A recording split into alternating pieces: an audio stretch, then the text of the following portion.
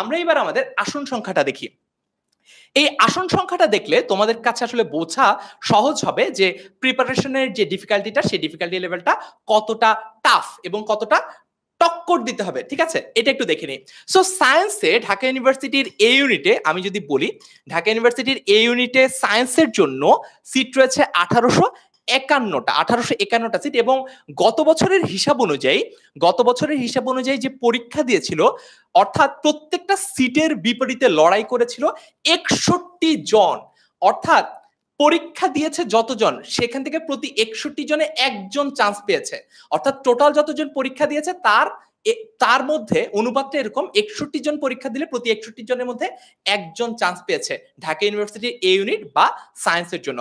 B ইউনিটের ক্ষেত্রে অবস্থাটা কিরকম? বি ইউনিটের জন্য অবস্থাটা হচ্ছে টোটাল সিট হচ্ছে 2934টা এবং কম্পিটিটর হচ্ছে প্রতি সিটের জন্য হচ্ছে 41 জন, অর্থাৎ 41 জন পরীক্ষা দিলে একজন সিট পেয়েছে, একজন ভর্তি পরীক্ষায় চান্স পেয়েছে। এমন হয়েছে ঢাকা ইউনিভার্সিটির বি ইউনিটে। কমার্স বা হচ্ছে ঢাকা ইউনিভার্সিটির সি ইউনিটের জন্য পরিস্থিতিটা কিরকম? টোটাল সিট হচ্ছে 1050। একটা জিনিস তোমাদেরকে আগেই জানিয়ে রাখি, ঢাকা ইউনিভার্সিটির সি ইউনিটে কিন্তু আগের চেয়ে সিট সংখ্যা কমানো হয়েছে, নাম্বার 1।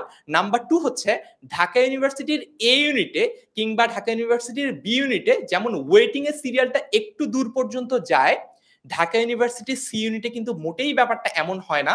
কারণ যারা কমার্সের স্টুডেন্ট তাদের একদম টপ প্রায়োরিটি থাকে ঢাকা ইউনিভার্সিটির সি ইউনিট। এই জন্য দেখা যায় যে 1050টা সিট রয়েছে, তো মোটামুটি 1150-এর মধ্যে সিটটা শেষ হয়ে যায়। অর্থাৎ তোমার কিন্তু এই ক্ষেত্রে হেলাফেলা করার কোনো সুযোগই নাই, তুমি যদি একজন ব্যবসায় শিক্ষা অনুষদের শিক্ষার্থী হয়ে থাকো। ওকে, তারপর হচ্ছে বুয়েটের জন্য ইঞ্জিনিয়ারিং বা বুয়েটের জন্য দেখে মনে হতে পারে কম্পিটিশনটা অনেক লো, বাট ব্যাপারটা এমন না। কারণ হচ্ছে বুয়েট কিংবা অন্যান্য যে সকল ইঞ্জিনিয়ারিং ইউনিভার্সিটি গুলো রয়েছে তাদের কিন্তু একটা প্রিলি পরীক্ষা এবং তাদের এলিজিবিলিটির জন্য, বুয়েটের কথা যদি পার্টিকুলারলি বলি, গত বছর বুয়েটে ভর্তি পরীক্ষার জন্য অন এভারেজ ফিজিক্স, কেমিস্ট্রি, ম্যাথে অন এভারেজ 93% মার্কস লেগেছে। অর্থাৎ 93% নম্বর যারা গড়ে পেয়েছে তাদেরকে ভর্তি পরীক্ষা দিতে দেওয়া হয়েছে। অর্থাৎ এই যে 15 জনে একজন সিট পেয়েছে, এই 15 জনে একজন সিট পেয়েছে, ব্যাপারটা এত সরল না, এই সমীকরণটা এত সহজ না।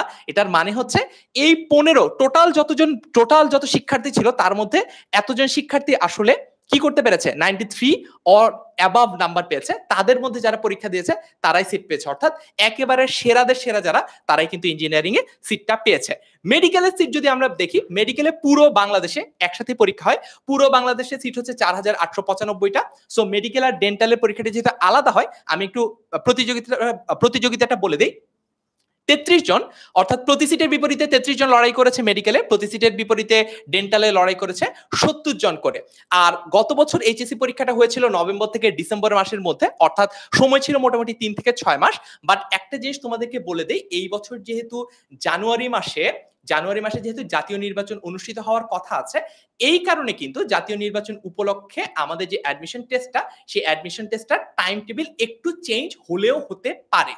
এই কারণে আমরা তোমাদেরকে বলছি যাতে তোমরা অনলাইন এডুকেশনের উপর বা অনলাইন কোচিং বা হচ্ছে অনলাইন ব্যাচের উপর বেশি ভরসা রাখো, যাতে করে রাজনৈতিক পরিস্থিতি বিবেচনা ব্যতীতই তুমি তোমার পড়াটা কন্টিনিউ করতে পারো। ঠিক আছে, আশা করি আমরা এই ব্যাপারটা সবাই বুঝতে পারবো এবং সেই ওয়াইজ আমরা অ্যাকশন নিতে পারবো। এইচএসসি পরীক্ষা শেষ করে আমাদের সাথে জয়েন করো তোমার ভর্তি পরীক্ষার বেস্ট প্রিপারেশন নিশ্চিত করতে, আর কল করো 16910 নম্বরে।